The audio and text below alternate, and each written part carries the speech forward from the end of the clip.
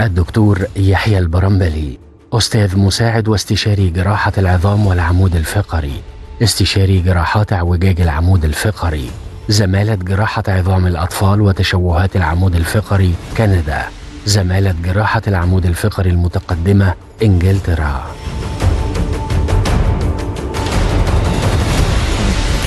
الناس بتجيب لك الاهل بيجيبوا لك الحاله، وبعدين تروح انت قايل لهم التشخيص هو كذا، اعوجاج في العمود الفقري. رد فعل الاهل بيكون عامل ازاي؟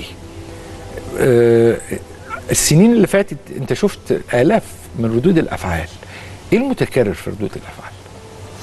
هو طبعا واحد بيبقى حذر جدا، هو بيبريك نيوز للاهل، بيحاول طبعا معظمهم بيبقى الى حد ما عنده فكره عن الموقف، يعني هو شايف البنت فيها حاجه ظاهره او عمل اشعه وجايب بيها، فالى حد ما هو عنده فكره اوليه لكن هو مش متاكد لسه.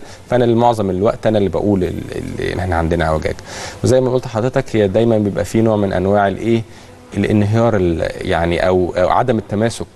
يعني ياما امهات عيطت في العياده.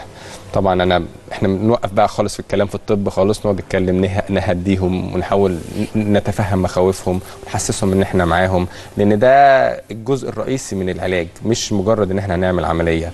وده من الحاجات اللي يعني واحد اتعلمها هو طالب، لكن ما لمسهاش فعلا الا لما اشتغل طب بالذات في كندا، لان هم عندهم الموضوع ده يعني الى حد ما بيعلموه كويس قوي وبيمارسوه كويس قوي.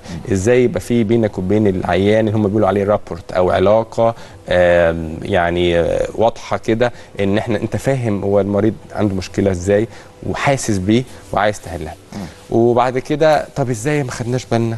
طب حصل امتى الكلام ده؟ فطبعا انا يعني الاداء، يعني انا لما بيخش عند عيان عنده سكوليوزس ممكن يقعد معايا مثلا نص ساعه في العياده، ساعه الا ربع في العياده، مجرد ان انا بحتوي المشاعر الفياضه اللي عندهم، ان هي الحزن الشديد او الاستياء او نقدر نقول ساعات غضب. وبحاول افهمهم الموضوع، يعني حتى ما انا عامل فيديوهات كتير عن الموضوع، لكن كل الكلام برضه برجع اقوله تاني، لازم اشرح ان دي مشكله لسه ظاهره بقى لها فتره صغيره، ممكن تاثر على اللونج تيرم، لازم نحاول نحل المشكله دلوقتي. فهي الموضوع ليه زي ما احنا بنقول بنقول patient education، هو ده الكور اللي انا بحاول اعمله في الزياره دي.